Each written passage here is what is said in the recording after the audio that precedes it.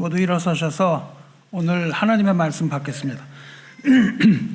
오늘 주시는 하나님의 말씀 지난번 금요 예배 때와 같습니다. 시편 17편 1절로부터 3절까지입니다.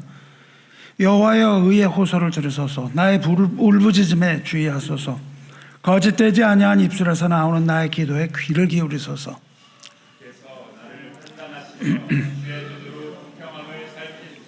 함께 읽습니다.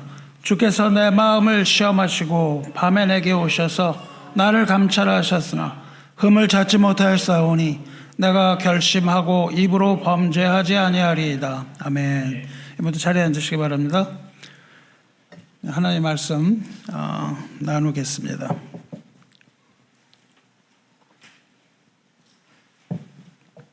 우리가 지난번에 본 것처럼 이 다윗의 17편에는 다윗의 기도라는 제목이 붙어 있습니다.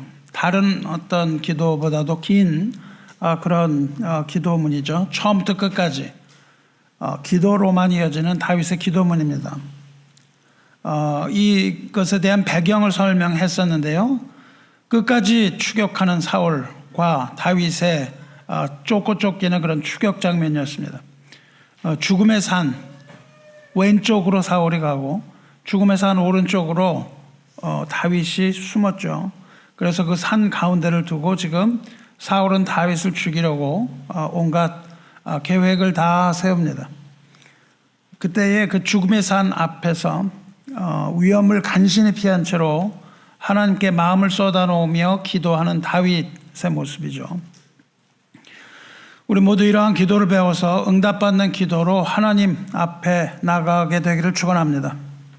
다윗은 세 가지를 기도했습니다. 여호와여 나의 의의 호소를 들어주시옵소서. 여호와여 나의 울부짖음을 돌아보아 주시옵소서. 여호와여 나의 기도에, 나의 정직한 기도에 귀를 기울여 주옵소서. 이렇게 세 가지 놓고 1절에서 기도했었습니다. 이렇게 간절하게 기도한 후에 다윗은 이제 주께서 자기 자신을 판단하여 주시기를 기도합니다. 여러분, 우리가 기도할 때 우리의 기도를 들어달라고 말하고 과연 다윗처럼 나를 주님이 판단하여 달라고 그렇게 기도할 수 있겠습니까? 2절 보시면 주께서 나를 판단하시며 주의 눈으로 공평함을 살피소서. 이렇게 기도해요. 다윗은 지금 궁금합니다. 과연 다윗은 내가 뭘 그렇게 잘못했는지, 그토록 잔인하게 원수들에게 핍박을 받고 쫓겨야 할 만큼 그렇게 내가 불의한 자였는가. 다윗은 그 판단을 공평하신 하나님께 맡기고 있습니다. 우리가 세상을 사다 보면 이렇게 억울할 때가 있는 거죠. 세상이 공평하지 않게 나를 대하는 것처럼 보입니다. 그럴 때마다 우리는 왜 나에게 이런 일이 일어나야 하나?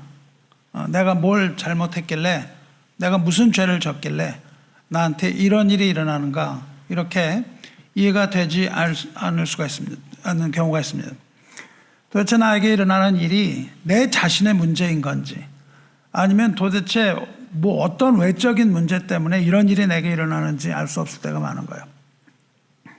대부분의 사람들은 자기 자신을 탓하지 않고 환경을 탓해요. 여러분, 우리가 누구와 막 관계가 나쁜 관계가 있어요. 그러면 어떻게 하죠? 상대방은 그 상대방이 나쁜 사람이에요. 늘 그렇게 얘기해요. 저 사람이 나쁩니다. 나 자신을 판단할 때는 어떻게 해요?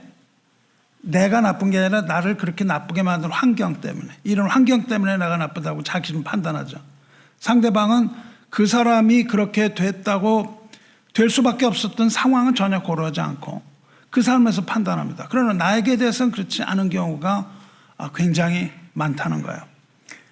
이런 상황 안에서 도대체 뭘 잘못했길래 하나님께서 이런 것들을 허락하시는가 하는 그것을 궁금해하는 그러한 상황 하에서 다윗은 지금 그 판단을 주님께 맡깁니다. 그래서 공평한 주님의 추, 공평한 주님의 저울로 나를 판단해 달라고 그렇게 기도를 해요.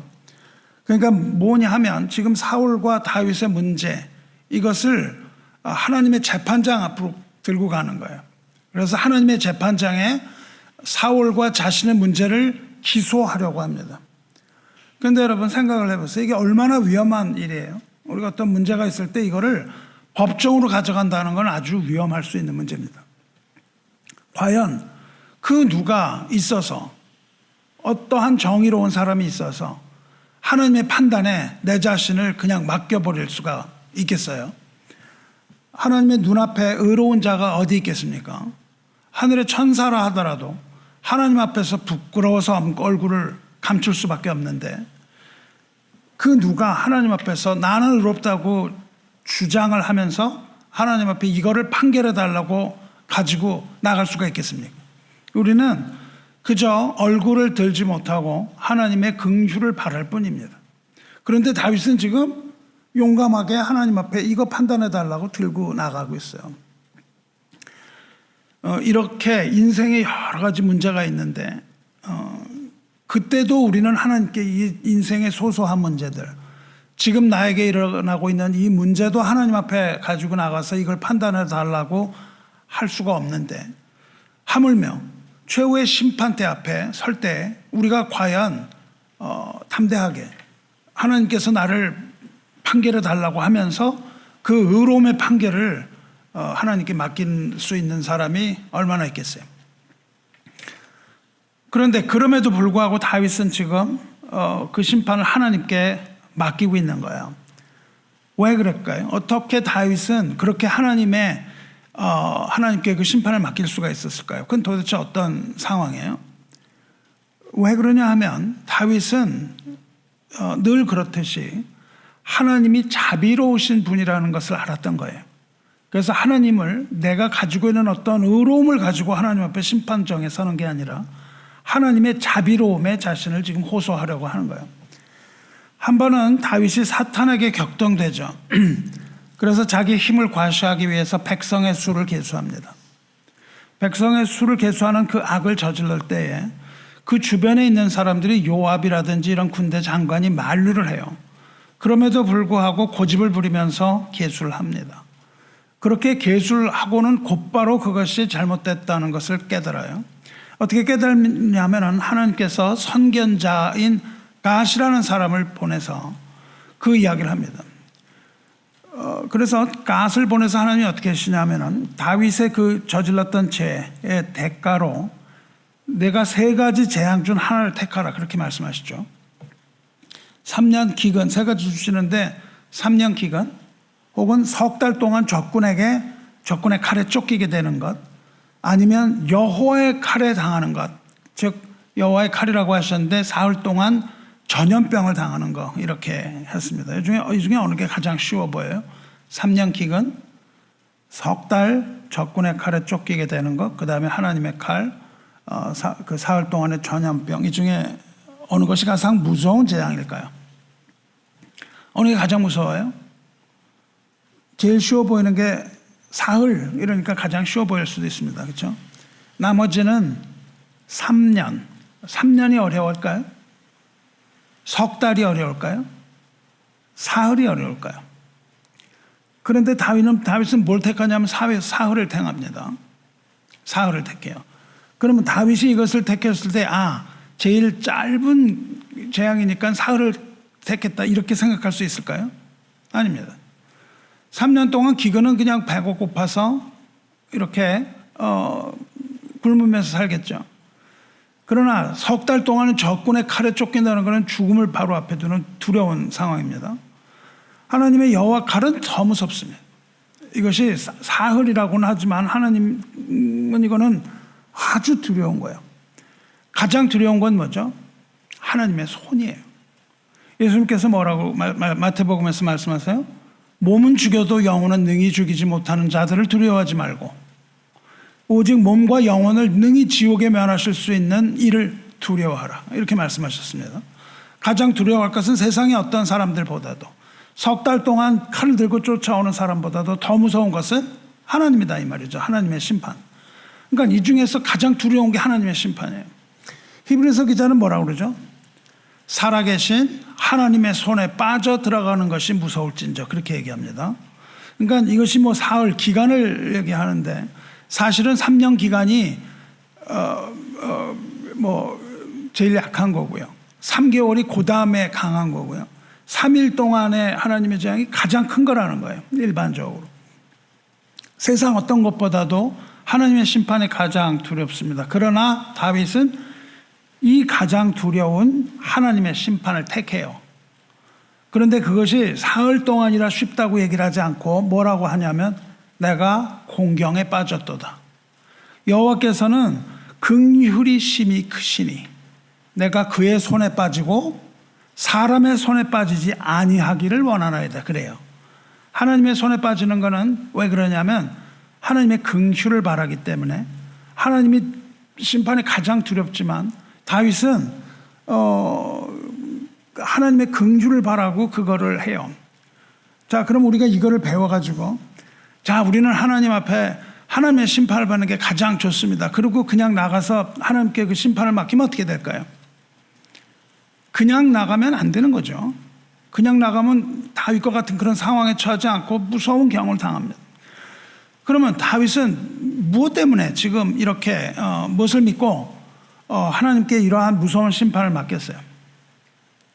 다윗은 긍휼이 많으신 하나님인 것을 알았기 때문에 하나님을 믿고 하나님의 손에 맡겼지만 이거는 아주 위험하고도 위험한 도박과 같은 일이 아닐 수 없다는 거예요. 왜? 이것은 오직 의롭고 떳떳한 자만이 그렇게 할 수 있는 거잖아요. 그럼에도 불구하고 다윗이 여기다 맡긴다고요. 그럼 다윗이 그렇게 의롭고 떳떳했나요? 그렇지 않다는 거죠. 다윗은 지금 내가 의롭고 떳떳함을 판단해달라고 한 게 아니고 하나님 앞에 나를 불쌍히 여겨달라고 얘기하고 있는 거예요. 어떻게 다윗은 그렇게 했을 수 있어요? 왜냐하면 그 바로 앞에서 다윗이 범죄를 하고 그게 범죄였다는 것을 즉시 깨닫습니다. 즉시 깨닫고 곧바로 하나님 앞에 회개한다고요. 이 하나님께 맡기는 것은 회개 이후예요. 내가 이 일을 행함으로 큰 죄를 범하였나이다. 이렇게 고백을 해요. 이제 간구하옵나니 종의 죄를 용서하여 주시옵소서. 내가 심히 미련하게 행하였나이다. 이 고백을 한 후에 그것을 듣고 하나님의 심판을 택하되 뭐라고 고백하냐면 하나님은 긍휼이 많으심으로 나의 회개함을 듣고 나를 불쌍히 여겨서 가장 가벼운 벌을 주실 것이다. 이렇게 생각을 하고 하나님께 맡긴다고요. 그렇습니다. 이 다윗은요 즉시로 회개하고 하나님 앞에 용서를 구했어요. 그리고 하나님의 자비와 하나님의 긍휼하심에 자기 자신을 맡긴 겁니다. 주 안에 사랑하는 성도 여러분, 우리가 이 죽음의 죄에 죽음에 빠졌을 때 우리 죄를 숨겨서는 안 되는 겁니다. 우리의 죄를 숨기거나 혹은 거기에 대한 변명을 내려놓거나 나의 죄를 하나님과 변론을 하거나 혹은 내가 의롭다고 그렇게 착각에 빠져서도 안 되는 거예요. 의로운 척을 해서는 안 되는 것이죠. 그렇게 의로운 척을 하면서 하나님의 앞에 나가면 안 돼요. 왜냐하면 하나님께서는 우리 마음의 중심을 보시는 분이시며 하나님은 업신여김을 받지 않으신다고 했어요. 다시 말하면 우리의 속임이 통하지 않는다는 거예요. 그래서 우리가 그런 거짓을 가지고 하나님 앞에 나가면 안 된다고 이야기하고 있습니다. 그런 행위는 죄를 극도로 미워하시고 모든 것을 다 하시는 하나님에게 도전하는 것이나 다름이 없다는 겁니다. 이런 행위는 하나님 아버지 앞에 아주 끔찍한 오만이요 교만에 해당됩니다. 그래서 우리는 어떤 경우를 당하더라도 어떠한 경우를 당하더라도 다윗처럼 회개해야 돼요.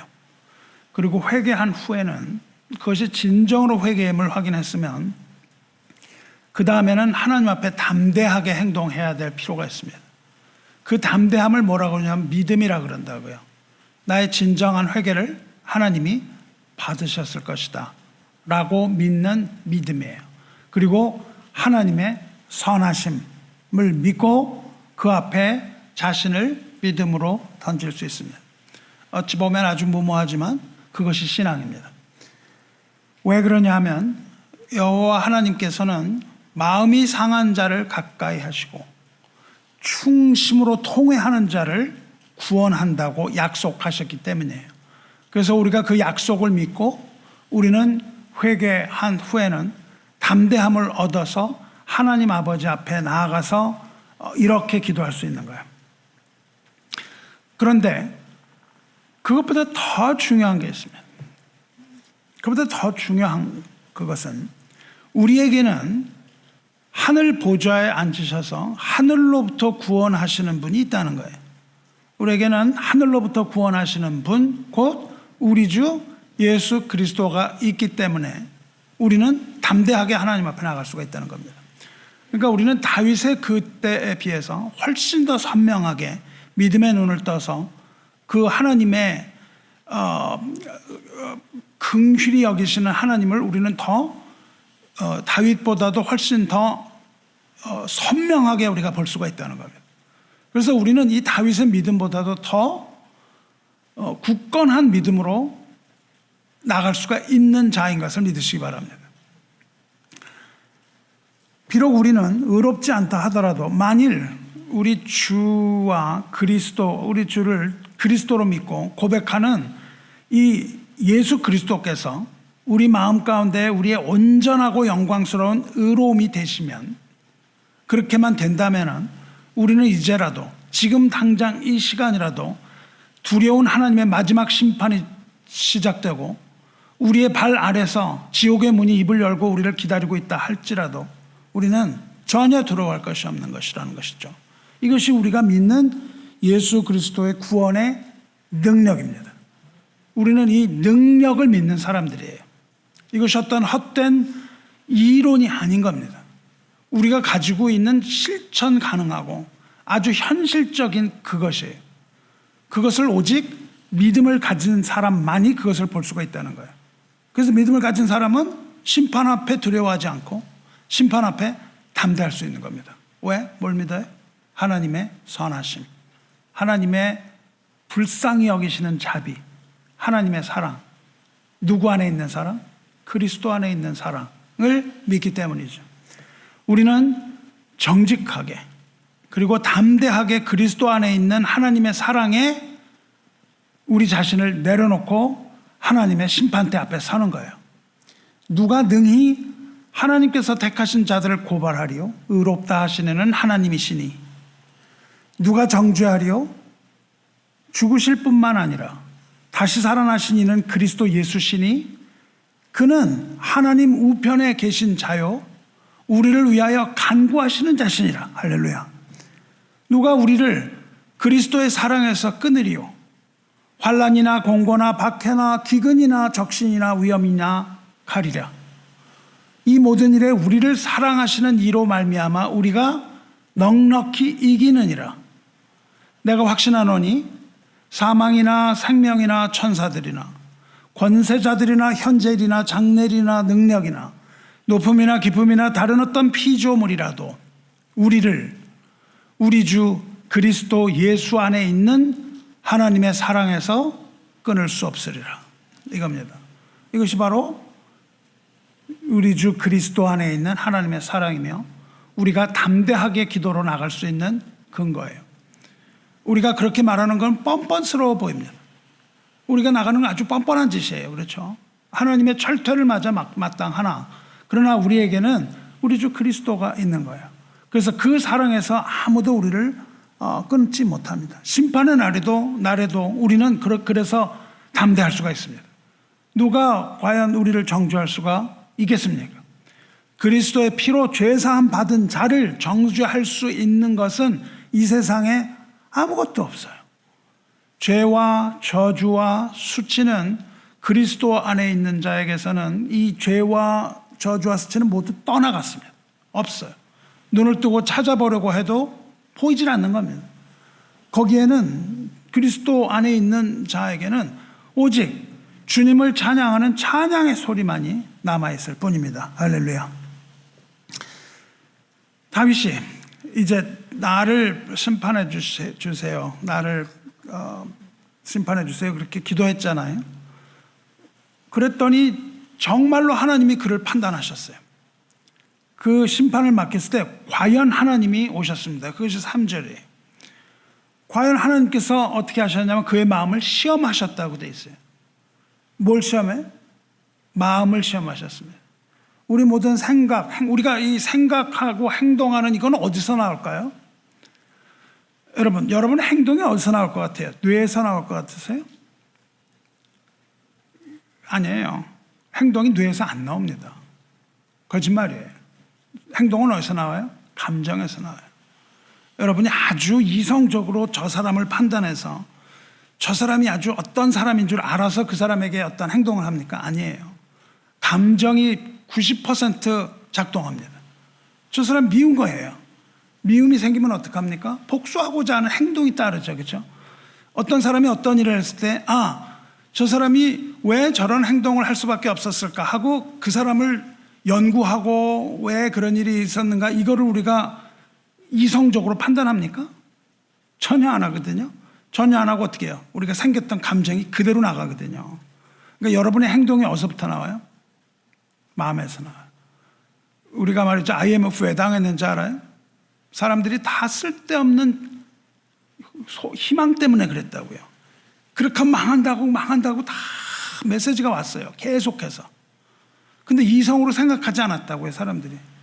괜찮을 거야 그랬어요. 여러분 마지막 심판의 때가 어떤지 아세요? 우리가 뭘 가지고 있는 줄 아세요? 이성으로 생각하지 못한다니까요. 괜찮다 평화로울 것이다 괜찮다 이 얘기를 하고 있다가 당한다고요. 여러분의 행동이 이성적이지 않아요. 저와 여러분의 생각이 전혀 이성적이지 않습니다. 어떤 일을 당했을 때 우리가 한 걸음 뒤로 물러서 그걸 생각하지 않아요. 바로 나갑니다. 그냥 바로 마음이 이것이 그렇게 하는 것이 마음이거든요. 근데 하나님께서 뭘 시험하셨어요? 마음을 시험하셨다고요. 다윗의 마음을 시험했대요. 시험했다는 거는 과연 금이 얼마나 순수한가는 측정하는 시험이라고요. 이게 스가랴 선지자를 통해서 하나님 뭐라고 하셨어요? 하나님은 마지막 날에 하나님의 백성을 시험하실 것이다. 그렇게 말씀하셨습니다. 하나님의 백성들은요 마지막 날 시험을 당하는 것이 당연한 거예요. 마지막 날 시험을 당합니다. 여러분이 학교 들어가면 어떻게 졸업하려면 뭐가 필요하죠? 들어가면 그냥 졸업해요? 아니죠. 졸업시험을 봐야 졸업을 합니다. 졸업시험을 보기 위해서 중간고사, 퀴즈 이런 게 무지하게 보잖아요. 그러면 시험을 보게 하는 이유는 뭐예요? 이놈들을 그냥 다 떨어지게 해갖고 졸업 못하게 해야지. 그러고 시험 내요? 아니거든요. 왜 어떻게 시험 왜 주죠? 우리는 시험 보기가 좋아요, 싫어요? 너무 싫어요. 그거. 그런데 시험을 우리가 봐야 되는 이유는 패스하기 위한 겁니다. 그렇죠? 하나님은 그러면 우리에게 하나님이 시험을 주시는 이유는 뭐예요? 패스를 위하여 우리에게 우리를 시험하시는데 시험이 괴롭다 그 말이에요. 스가랴 선지자는 마지막 날 하나님의 백성을 하나님께서 시험하실 텐데 이스라엘 백성 중에 3분의 2는 멸절할 것이요. 그럽니다. 대부분이 죽어요. 시험을 패스 못합니다. 대부분이 죽고 오직 3분의 1만이 남을 것이다. 그렇게 말씀을 하세요. 그런데 3분의 1이 남았는데 그게 패스냐면 아니에요. 3분의 1을 어떻게 하냐면 불 가운데 던지신대요. 남은 3분의 1을 불 가운데 던져서 은같이 연단하며 금같이 시험할 것이라 그래요. 그러면 우리 교회가 몇 명이 있다고 치고 거기에 3분의 2가 멸절, 이거 너무 두려운 거죠. 그리고 남은 우리들은 어때요? 다시 집어넣어요. 여러분 고난을 많이 당하시잖아요. 불같은 시험에 와서 고난을 당했어요. 그러고 나가면 그냥 괜찮은가요? 그 금을 정지하는 사람들이 불에 한번 넣었다가 꺼내냐고요? 아니에요. 넣었다가 꺼내면 70% 금이 됩니다. 그럼 이걸 다 모아가지고 돌을 집어넣어요. 불에. 그게 99.9가 될 때까지 계속 불에 들어간다고요. 왜 여러분이 고난이 계속되죠? 왜 우리에게 고난이 계속됩니까? 왜냐? 하나님의 백성이기 때문이에요. 3분의 2는 어떻게 된다고요? 멸절해요. 불에 안 들어갑니다. 3분의 1이 불에 들어가요. 그러니까 우리가 하나님의 백성이라고 하는 사람들이 고난을 받게 되어 있는 게 당연한 거예요. 스가랴 선지자가 그렇게 예언을 했다고요. 하나님의 백성을 뭐라고 불렀냐면 남은 자라고 부릅니다. 이 남은 자는 불같은 연단과 시험을 받는다고 말했어요. 그래서 스가랴의 예언에 따르면 이 시험 받은 자들이 어떻게 하냐면요, 너무 괴로워요. 괴롭죠. 불에 들어갔으니까 얼마나 괴롭겠어요.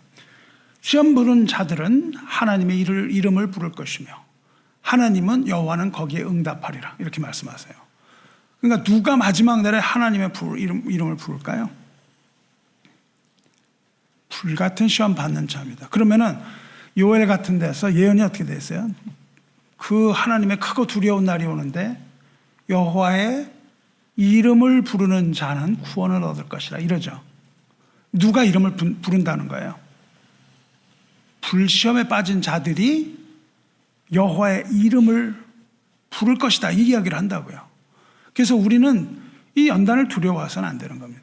연단이 계속 있어요. 남은 백성은 하나님의 이 연단을 거쳐야 되는데 한두 번이 아니에요. 우리는 중간고사, 기말고사, 중간 시험, 이게 다 봐야 돼요. 이거 안 보면은, 우리가 중간고사 안 보고 졸업돼요? 안 돼요. 기말고사 안 보고 돼요? 졸업시험 안 보고 돼요? 안 돼요. 계속 시험해요. 나이 먹어서도 계속 시험을 봐요. 저는 뭐 몇 살까지 시험 봤는지 모르겠어요. 나이가 그냥, 나이 먹어가지고도 계속 시험을 봐요. 그리고도 또 보고 그냥 시험 봤거든요. 그래서 우리는 시험을 보는 자들이다. 그것이 바로 뭐냐면 연단인데, 연단을 거친 후에 진심으로 하나님을 찾는다는 거예요. 진심으로 하나님을 찾고는 하나님께서는 그 기도를 들으시고 하나님과의 단절되었던 그 관계를 완전하게 회복시킨다, 이겁니다. 그들이 내 이름을 부르리니 내가 들을 것이며 나는 말하기를 이는 내 백성이라 할 것이요. 그때 백성으로 인정받는다고요. 이는 내 백성이라 할 것이요. 그들은 말하기는 여호와는 내 하나님이시라 하리라. 그때에 우리는 하나님이라는 것을 전적으로 고백합니다. 이 연단을 다 거친 사람들만이 하나님이 하나님이라는 것을 분명하게 고백할 수 있는 사람들이에요. 그전에는 하나님이 누군지도 모르고요. 뭐 그런 고백 따위는 관심에도 없습니다. 이걸 뭐라고 그러냐 하면은 새 언약이라고 불러요. 이것을 새 언약이라고 부르고 이것이 곧 완전한 영생의 구원에 대한 성취라고요. 이걸 아셔야 돼요. 그러니까 우리에게 연단이 있을 때 불평할 필요가 하나도 없습니다. 이거 꼭 해야 되는 거예요. 이걸 반드시 해야 됩니다. 그러니까 뭐가 돼요? 감사가 있어야 돼요. 나 시험 볼 수 있게 해주신 거에 감사해야죠. 그렇죠? 우리 입학시험 보는데 말이에요. 너는 시험도 못 봐, 이러면 어떻게 돼요? 안 되잖아요. 시험을 볼 수 있는 기회를 줘야 되잖아요. 그렇죠? 타임아웃 이렇게 갖고 해버린다든지, 면접을 들어가는데 면접을 하지도 못하고 너 나가라든지 이러면은 이게 뭐가 되겠어요. 그렇죠? 그러니까 우리는 그것을 그렇게 두려워할 필요가 없습니다. 우리가 하나님한테 심판을 맡기는데, 하나님한테 모든 심판을 다 맡겼을 때에 다윗처럼 맡겼을 때 하나님은 공의로 마음을 시험하신다, 그랬단 말이죠. 그래서 뭐라고 되어 있습니까? 베드로 사도가 뭐라고 말하냐면, 사랑하는 자들아, 너희를 연단하려고 오는 불시험을 이상한 일 당하는 것 같이 이상히 여기지 말고 오히려 너희가 그리스도의 고난에 참여하는 것으로 즐거워하라. 뭐냐면 예수님과 연합된 자라는 거예요. 고난이 오는 자들은. 우리가 고난을 받는 건 예수님과 하나이기 때문에 그렇습니다. 왜? 예수님이 고난을 받으셨기 때문에.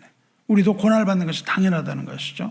그래서 연단이 오면 그리스도의 고난에 참여한 것으로 즐거워하라. 이는 그의 영광을 나타내실 때에 너희로 즐거워하고 기뻐하게 하려 함이라, 이거라고요. 그러니까 우리는 고난을 당할 때 뭘 봐야 돼요? 십자가에 달려서 고난 받으신 그리스도를 바라봐야 되는 거예요. 눈을 들어서 그리스도를 바라봐야 됩니다. 이런 거 없이 그냥 나 왜 이렇게 괴로워 이러면서 이거 어떻게 하지, 이거는 온전한 방법이 아니에요. 우리는 그 고난 받으신 예수님을 믿음의 눈으로 바라보는 겁니다. 사랑하는 성도 여러분, 시험 받을 때에 괴로워하지 말고 그것이 우리를 연단하고 하시는 그 하나님의 시험이며 그리스도의 고난에 참여하는 시험이라는 것을 깨달으시고 오히려 즐거워하고 기뻐하시기 바라요. 시험은 우리를 연단하신 것이고, 시험은 우리를 연단하신 후에 정금과 같이 순수한 금임의 신앙이 될 수 있게 하기 위하여 그렇게 하시는 것이므로, 시험을 통과한 후에 우리는 하나님의 나라에 들어가는 그 복으로 인하여 기뻐하는 겁니다. 그러니까 이 시험을 뭘로 연결을 하셔야 돼요? 하나님의 나라. 시험은 하나님의 나라와 관계가 되는 겁니다. 긍휼이 풍성하신 분이 예수님이시거든요. 그래서 긍휼이 풍성하신 예수 그리스도를 믿는 믿음으로 내 자신을 하나님의 심판대 앞에 세우시기를 바랍니다. 나 자신이 그냥 하나님의 심판대 앞에 설 수는 없습니다. 긍휼하신 예수 그리스도를 믿는 그 믿음을 가지고 우리를 하나님의 심판대 앞에 서요. 그때에 긍휼이 심판과 싸웁니다. 하나님의 긍휼과 하나님의 심판이 싸우는데 누가 이게? 긍휼이 이긴다고요. 그래서 뭐라고 그럽니까? 긍휼은 심판을 이기고 자랑하느니라 그런다고요. 그 심판대 앞에서 두 가지가 싸우고 있거든요. 긍휼과 심판이 싸우고, 긍휼은 사랑입니다. 그것이 싸우고 있어요. 우리가 하나님의 심판대 앞에서만 할 수 있는 말이 하나도 없습니다. 그때 하나님의 긍휼하심에 우리를 맡기는 겁니다. 그래서 이렇게 하나님의 심판, 그것을 판단하기 위해 오셨는데, 판단하시는데 하나님이 다윗을 찾아오셨다고 되어 있습니다. 언제 찾아오세요? 밤에도 오셨다 그렇게 되어 있습니다. 밤에 하나님이 다윗을 찾아오세요. 여러분, 밤은 어떤 때예요? 밤은 어둠의 때입니다. 어둠의 때예요. 밤이 되면은 우리는 어떻습니까? 우리가 괴로워요. 마음이 괴로워. 근데 마음이 괴로운데 이 밤이 되면 어때요? 덜 좋아지나요? 안 좋아지죠. 밤이 되면 더 괴롭죠. 잠도 안 오고 시련과 두려움이 더 기승을 부리죠. 밤이 되면 이게 확 올라간다고요. 그렇죠? 다윗이 당하고 있는 이 시험, 이 다윗을 지금 불시험으로 당하고 있잖아요. 다윗이 이 불타는 것 같은 이 시험이 있는데 이게 그냥 극도가 되는 거죠. 밤이 오니까 이렇게 커지는 시간, 이거 언제였어요? 가장 그 두려움이 커지고 괴로운 시간이 언제예요? 아무도 없는 캄캄한 밤이 아니겠어요? 이 밤이 있습니다. 그런데 하나님께서는 그러한 밤에 찾아오셨다 이렇게 되어 있습니다. 그리고 그 다윗을 감찰하고 판단하셨다 이렇게 되어 있어요. 여기서 찾아오셨다는 것은 어떤 의미냐면, 창세기 마지막에 요셉이 죽을 때 뭐라고 유언을 하냐면, 내 시체를 여기서 꺼내서 데리고 나가라 그렇게 유언을 해요. 그러면서 뭘 얘기하냐면 하나님이 반드시 너희를 찾아오시리리 그래요. 하나님이 반드시 찾아오신대요. 그 애굽에 있는 이스라엘 백성을. 나는 그거를 분명하게 믿으니까 하나님이 찾아오실 때에 내 시체를 너희가 데리고 나가라 그렇게 하고, 실제 모세가 어떻게 나가죠? 그것을 그대로 합니다. 그래서 모세가 요셉의 관을 앞에 딱 행진을 시키면서 출애굽한다고요. 그 하나님의 약속이 그대로 이루어지는 아주 그냥 대서사지 같은 그 장면 여러분이 좀 상상을 해보셔야 돼요. 그때 그 믿음으로 죽었던 요셉이 그 행진하는 몇백만의 인구 중에 가장 앞에 딱 서고, 그 다음에 모세가 그것을 그냥 기점으로 그냥 밀고 나가는 이런 거죠. 그게 바로 하나님이 찾아오신다는 뜻입니다. 다윗에게 하나님이 찾아오셨어요. 그런데 반대로 밤은 또 어떤 때예요? 밤은 우리가 혼자 있을 수 있을 때입니다. 밤이라는 건. 우리가 혼자 조용한 곳에 있을 수 있을 때예요. 두 가지를 다 가집니다. 이 조용한 것이 위험할 수도 있고 좋은 일일 수도 있어요. 이게 밤은 뭐 하기에 좋으냐 하면 혼자서 기도하기에 좋은 때예요. 밤은. 이 두려움에 떨던 다윗은 지금 기도의 끈을 놓지 않고 뭘 하고 있어요? 밤을 새워서 기도하고 있다고요. 이 밤에. 기도의 사람이었던 다윗이 그토록 두려운 밤을 어떻게 기도하지 않고 견뎌낼 수가 있겠어요? 지금 그 이야기를 하고 있잖아요. 그래서 1절에서 여호와여 의의 호소를 들으소서, 나의 울부짖음에 주의하소서, 거짓되지 아니한 나의 입술에서 나오는 나의 기도에 귀를 기울이소서, 이렇게 얘기한다고요. 이게 기도잖아요. 지금 이걸 하고 있는 거잖아요. 밤에 이걸 합니다. 그러면서 뭐라 그랬어요? 주께서 나를 판단하시며 주의 눈으로 공평함을 살피소서, 이랬단 말이죠.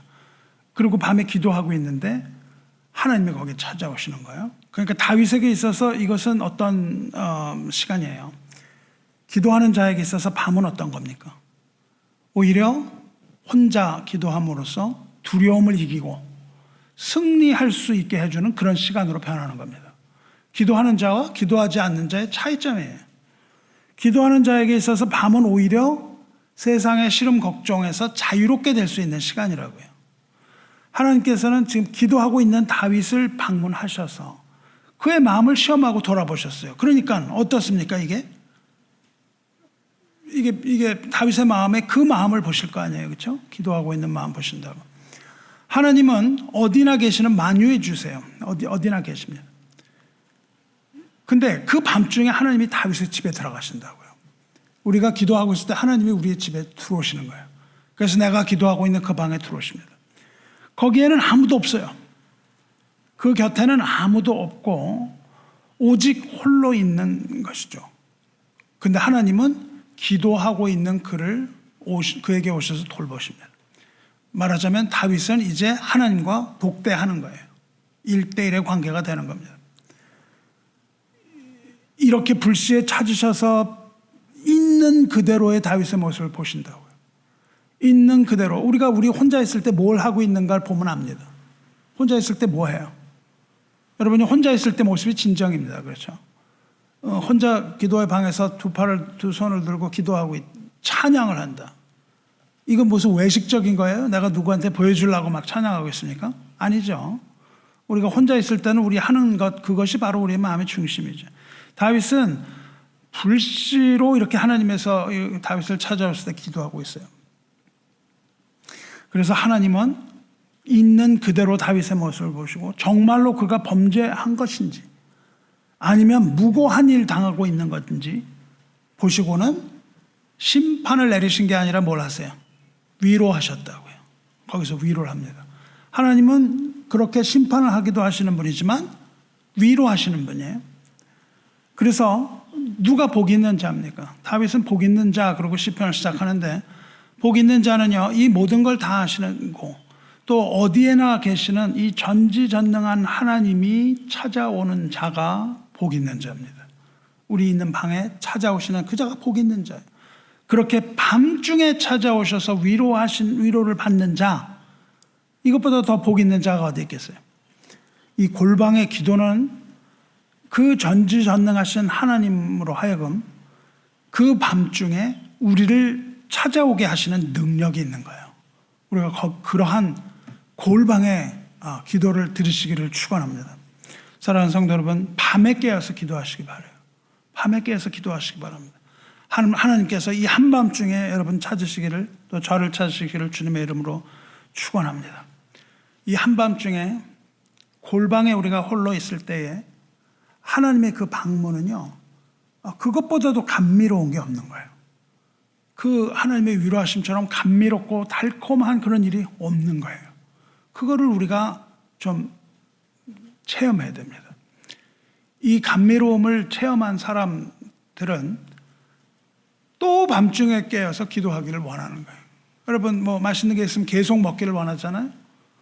그것처럼 우리는 밤중에 깨어서 하나님의 임재를 경험하고 하나님의 임재를 경험하고 그 하늘로부터 오는 위로와 평강과 마음속에 있는 기쁨과 이런 것들이 내려오는 것을 기쁨을 체험한다면 우리는 그것을 벗어버릴 수가 없어요. 제가 하시라고 자꾸 얘기할 필요가 전혀 없죠. 그렇죠? 우리가 하나님 이렇게 말씀 앞에 모이는 건 자꾸 오라고 그래서 되는 게 아니잖아요. 그렇죠? 이것이 기뻐서 여기서 힘을 얻고 그러는 거 아니겠습니까? 그렇게 할 때 주님께서는 다시 또 오시고 인도하시고 함께 하심으로 우리는 주님과 깊은 교제를 나눌 수가 있습니다. 만일 다윗이 그 방에서 위선자였거나 위선에 가득한 행위를 하고 있었거나 아니면 그 전에 회개하지 않은 교만한 영혼이었다면 하나님께서 그 밤에 찾아오실 때 뭘 찾으세요? 흠을 찾으신단 말이죠. 그 흠결을 찾으실 수가 있었다는 거죠. 그리고 그를 의롭다고 판결 안 하셨다는 겁니다. 하지만 하나님은 그의 흠결을 찾았다고 되어 있습니까? 찾지 못했다고 되어 있습니까? 찾지 못했다고 되어 있습니다. 그럼 과연 다윗이 흠이 없는 사람이었냐 그 말이에요. 밤중에 찾아오신 하나님은 그를 불로 녹여보려 하셨지만 거기서 어떤 찌꺼기도 발견하지 못했다 그런 뜻입니다. 왜요?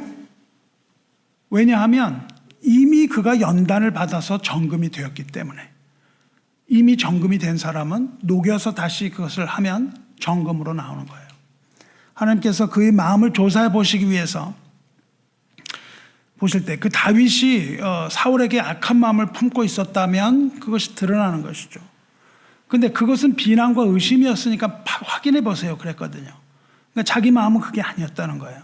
전혀 근거 없다는 것이 드러납니다. 그래서 그는 여호와여 의의 호소를 들으소서, 나의 울부짖음에 주의하소서, 내 정직함을 들으소서, 이렇게 간청했고 하나님께서는 그 간청한 기도를 들으시고 아무 흠도 찾지 않으십니다.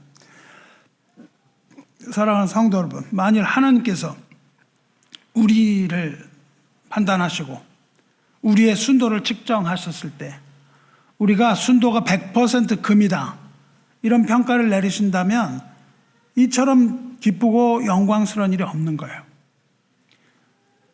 그런데 하나님께서는 예수 그리스도의 피로 말미암아 우리를 100% 순수하다고 판단을 해주시는 거예요. 99.9%가 아닙니다. 우리는 그리스도 안에서 100% 순금입니다. 저와 여러분도 하나님의 보좌 앞에서 이처럼 아무 흠도 없이 영광스럽게 나타나시기를 축원합니다. 우리는 본래 죄로 얼룩진 더러운 존재예요. 그래서 지난주 주일 설교에서 여러분 들으신 것처럼 우리가 벌거벗은 채로 하나님 앞에 선다면 우리의 모든 죄와 허물이 다 주님 앞에 드러나는 거예요. 하지만 우리를 대속하신 우리 주께서 그 주님의 아름다움, 주님의 온전하심, 이것으로 우리를 둘러싸시면, 그렇게 해서 우리를 보호해 주신다면, 그것을 그리스도로 옷 입는다고 표현을 하지만 그 빛으로, 주님의 빛으로 우리를 둘러싸시면, 그렇게만 된다면 하나님, 즉 모든 것을 다 아시고 모든 것을 다 보시는 전지전능 하나님이 우리를 보실 때 그 흠을 찾지 못하시는 겁니다. 왜냐하면 예수 그리스도의 빛으로 둘러싸여 있기 때문에 아무리 전지전능한 하나님이라 할지라도 우리를 보실 때 우리의 흠이 발견되지가 않는다는 거예요. 왜? 우리가 빛이신 예수 그리스도로 옷 입었기 때문에. 그래서 바울이 그 얘기하죠. 벗은 자들로 발견되지 않기를 원한다. 그런단 말이죠. 그러니까 우리 가죽옷, 우리의 장막옷을 벗고 벗은 채로 하나님 앞에 나가면 안 되는 거예요. 가리고 나가야 돼요. 무엇으로 가려요? 빛으로. 예수 그리스도의 빛으로 우리를 가리고 나가야 됩니다. 의로우신 하나님은 그리스도로 옷 입은 자의 죄를 도말하시고 기억조차 하지 않겠다고 약속하셨어요. 누구든지 그리스도와 합하기 위하여 세례를 받는 자는 그리스도로 옷 입은 자라. 그러므로 주 예수 그리스도로 옷 입고 정욕을 위하여 육신의 일을 도모하지 말라고 하신 겁니다. 우리는 그리스도로 옷 입어야 돼요. 예수 그리스도로 옷 입고 오직 예수 그리스도로 말미암아 의의 열매가 가득하여 하나님의 영광과 찬송이 되시기를 주님의 이름으로 축원합니다. 다윗이 이제 이렇게 해서 위로를 받고 기도 응답 받았어요. 그랬는데 다윗이 거기서 끝이지 않습니다. 이게 3절로 끝났으면 되는 거잖아요. 흠을 안 찾으셨으니까. 근데 다윗이 뭐라 그래요? 주께서 내 마음을 시험하시고 밤에 내게 오셔서 나를 감찰하셨으나 흠을 찾지 못하였사오니 내가 결심하고 입으로 범죄하지 아니하리이다. 다윗은요, 이제 하나님 앞에 더욱더 온전한 자가 되기를 원하는 거예요. 그렇게 결심을 합니다. 기도응답을 받은 사람은 기도응답으로 만족해서 이제 막 사는 게 아니에요. 기도응답으로 만족해서 막 사는 게 아니라 어떻게 해요? 더욱더 하나님 앞에 온전하게 되기를 힘써서 실족하지를 말아야 하지 않겠습니까? 그는 그래서 입으로 범죄하지 않기를 결심한다고요. 이걸 또 하면은 너무 밤이 깊어져서 밤을 새야 되니까 이 부분에 대해서는 다음번에 설교를 하겠습니다. 입으로 범죄. 말씀 맺겠습니다. 주 안에 사랑하는 성도 여러분, 우리는 주 예수 그리스도로 옷 입어야 돼요. 하나님의 의로, 복음으로 옷 입어야 됩니다. 주 예수 그리스도로 옷 입으시기를 축원합니다. 주님의 의를 가지고 나가야 돼요. 그러면 의로우신 하나님 앞에 설 때 우리의 모든 죄와 허물을 다 들고 나가되, 이걸 버린 것처럼 하면 안 되지만 들고 나가되 그것을 그리스도의 보혈로 옷 입고 나가야 됩니다. 하나님께서 시험하실 이 불시험을 우리가 두려워해서는 안 됩니다. 우리는 뭘 믿어요? 선하신 하나님, 하나님의 선하심을 믿고 하나님의 신실하심을 우리는 믿는 겁니다. 긍휼하신 주님께서 우리를 판단하시고 우리를 위로해 주실 것입니다. 이와 같이 복된 자 되시기를 주님의 이름으로 축원합니다. 함께 기도하겠습니다. 자비로우시며 은혜로우시며 긍휼이 풍성하신 하나님 아버지, 우리가 한 평생 살아가면서 얼마나 억울하고 두렵고 슬픈 일 많이 당하는지요. 이 모든 것이 다 우리의 허물이요, 우리의 죄 때문이 아닙니까? 우리는 그것을 시인합니다. 우리의 죄가 우리를 삼켰고 우리의 허물이 우리를 더럽게 하였습니다. 그러나 의로우신 재판장이신 하나님, 우리 마음을 열어서 판단하시며 우리의 생각을 감찰하여 주시옵소서. 주님의 눈으로 우리를 샅샅이 살펴 주시옵소서. 우리의 마음을 시험하시고 밤에 찾아오셔서 감찰하시옵소서. 우리의 죄를 찾아내시옵소서. 하지만 우리는 회개하고 주님을 믿기 원하나이다. 긍휼하신 주님께서 벌거벗은 우리에게 옷을 입혀주시되 그리스도의 빛의 옷을 입혀주시기를 바라고 원하나이다. 주님의 사랑으로 십자가에 못 박히신 그 아들의 이름을 믿는 믿음을 하늘로부터 우리에게 부어주시옵소서. 이제 그리스도로 옷 입은 자에게서 죄를 찾지 아니하시는 하나님의 긍휼하심을 알았사오니 우리가 그리스도로 옷 입고 담대함으로 하나님 앞에 나아가 하나님과의 기쁜 교제 나누게 하여 주시옵소서. 우리를 사랑하사 독생자를 십자가에 못 박으시고 우리를 연단하사 시험하시고 흠을 찾지 못하겠다고 말씀하시는 하나님 앞에 설 때 우리를 변론하시는 하나님의 어린 양 우리 주 예수 그리스도의 이름으로 기도드리옵나이다. 아멘.